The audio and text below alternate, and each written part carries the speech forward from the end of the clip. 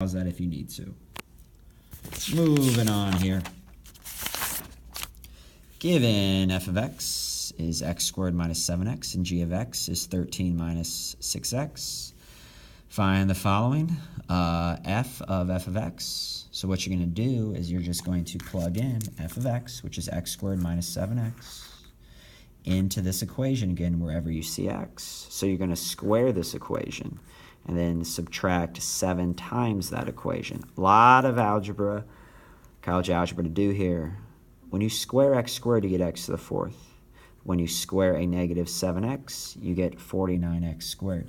Take the inner product, 7x to the third, and double it, 14x to the third. Minus sign, minus sign. This one should be easy. Just distribute, combine like terms. That's your answer. G of x squared minus 7x. That means I plug x squared minus 7x in for x right there. All right, combine like terms. F of g of x. I plug the 13 minus 6x in right there and right there. It looks very much like part A. Okay, just a lot of algebra. 13 squared is 169. A negative 6x squared is 36x squared. I take the inner product. 13 times 6 is 78. 78x doubled, 156x, minus sign, minus sign. Distribute this through. Minus 91 plus 42x, combine like terms. 36x squared minus 114x plus 78. Lastly, g of x. Take 13 minus 6x, plug it in for x right there. We distribute a negative, you get a positive. That's your answer. All right, find, this is the inception style problem, find f of g of h of x. First off, let's do this part right here. G of h of x. So what's h of x?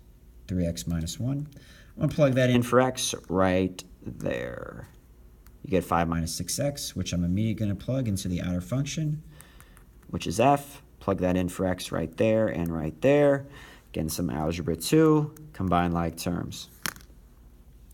All right, number 10, solve for x. I want exact answers. If you want to get rid of e, got to attach a natural log. Attach natural log to both sides. Then natural log and e cancel. 2 minus 3x comes on down equals natural log of 4. Subtract 2 from both sides. Divide by negative 3. You can write your answer 2 different ways. This one right here, if I want to get rid of natural log, I got to attach e as the base. 2x minus 5 comes on down, and that equals e to the third. Add 5 to both sides and divide by 2. You get your answer. This one right here, attach natural log to both sides. Natural log is not going to get canceled out though, right? There's no e there. So natural log 3 stays there. Natural log 7 stays there. Divide both sides by natural log 3. So then x plus 2 stays on this side equals natural log 7 divided by natural log 3. And simply subtract x from both sides. Here I got to add 3 to both sides. And then to get rid of that 4, I would divide both sides by 4. So then you're left with natural log of x squared minus 1 equals 2. To get rid of natural log, attach e as the base. That cancels. X squared minus 1 comes on down. Add 1 to both sides. Take the square root. The reason we don't have plus or minus is, remember, that's got to be a positive. You can't have 0 in there. So it's just the positive e squared in the square root plus 1. All right, express each quantity as a single log. So first thing here, 3 is an exponent, so that's 2 to the third. 2 to the third is 8. Honestly, guys, you could probably notice that those would cancel. Natural log of 8 minus natural log of 8 just gets rid. It's obvious it's natural log 4. Anyway, that probably won't happen on your test, so you do 4 times 8. Multiplication is addition. This is not going to be natural log 24 because subtraction means division. 32 divided by 8 gives you natural log 4. Here, 2 goes on the upstairs right here. That's 4 squared, so that's natural log 16. You have straight multiplication. 3 times 16 times 5, 240, I believe. Natural log of 240. Here, addition means multiplication. These are conjugates. X squared minus 16 minus log of x to the, that 3 is an exponent. All right, when you have subtraction with the same base, you just divide numerator, denominator. That's your answer. Right, find the exact value of each expression. Folks, this just means 4 to what power gives you 256. That's the fourth. 2 to what power gives you 1 over 32. If 2 to the fifth is 32, 2 to the negative fifth is 1 over 32. 1 over e to the fourth is just e to the negative fourth. Natural log and e cancel out. Negative 4 is your answer. 8 to what power gives you the square root of 8? Taking the square root is raising something to the 1/2 power. Subtraction means division, so I'm going to have log base 2 of 6 divided by 15, which is log base 2 of 0.4. Addition means multiplication. 0.4 times 20 is 8. This has a nice answer. Log base 2 of 8 is 3 because 2 to the third power gives you 8.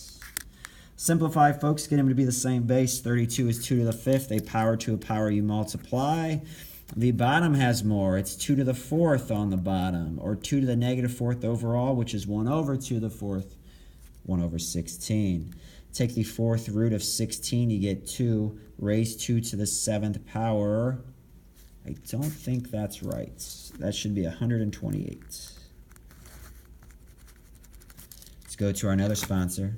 TI 84 plus Silver Edition 128.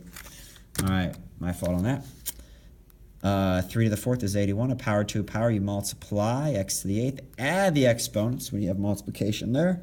81 x to the 15th. Nothing but algebra 2, folks. 16, power to power, you multiply. 16 divided by 8 is 2. The top has 14 more x's. Here's where you got to take your time. All right, I'm really taking x and raising it to the 2/3. I'm taking the third root of x squared. That's x to the 2/3. That's a square root. We have inception here. I'm taking the cubed root of a square root, multiply those together. This is y to the 1 over 6. Over x to the 3/4, y to the 2/4. That's 1/2. Do what you want. Going to get these to be the same denominator. All right, x to the 8 over 12 over x to the 9 over 12 times y to the 2/12 over y to the 6/12. Both the bottom, so the bottom has both the more x's, and that's terrible English, and more y's. All right, 6/12 minus 2/12, 1/3, 4 over 12. 9/12 minus 8/12 is 1/12. Another error, my gosh. 1/12. All right. Anyway, multiply with the same base, add the exponents. 5n minus 3. When you're dividing with the same base, subtract 5n minus 3. The numerator exponent minus 4 minus 3n. You're actually going to have 8n minus 1. Don't forget about x is the base. And finally, folks, I'm sure this is definitely 2 videos here. Find the exact value of that's cosine inverse of 4/5. Positive means I put it in the first quadrant. Put a triangle in the first quadrant that has a cosine, and so I put an angle here with a cosine of 4 over 5. I need this y, I need the vertical heights here. This is a 3, 4, 5 triangle. Pythagorean theorem gets us that as well. So I'm looking for, given an angle that has a cosine of 4/5, find the sine of that angle. Opposite over hypotenuse is 3/5. All right, something has a sine of 1/2. That means it's in the first quadrant. Sine inverse gives you first quadrant values. If it's positive, it's in the first. Pythagorean theorem gives you root 3. I want the tangent of that theta right there, 1 over root 3. If sine's negative, that's fourth quadrant. All right. Negative 5 over 13, Pythagorean theorem, or 5, 12, 13 triangle gives me 12. The cosine of that angle is adjacent over hypotenuse, 12 over 13. Lastly, did I not have cos inverse of a negative? That's a mistake. Anyway, 2 over 3, cosine's positive, first quadrant there. Pythagorean theorem gives me root 5. I know that tangent is root 5 over 2, so cotangent would be 2 over root 5. True, false. If false, show why. First off, this is if B and A are both bigger than 0, then this is just going to be, that's true. Plug in anyone.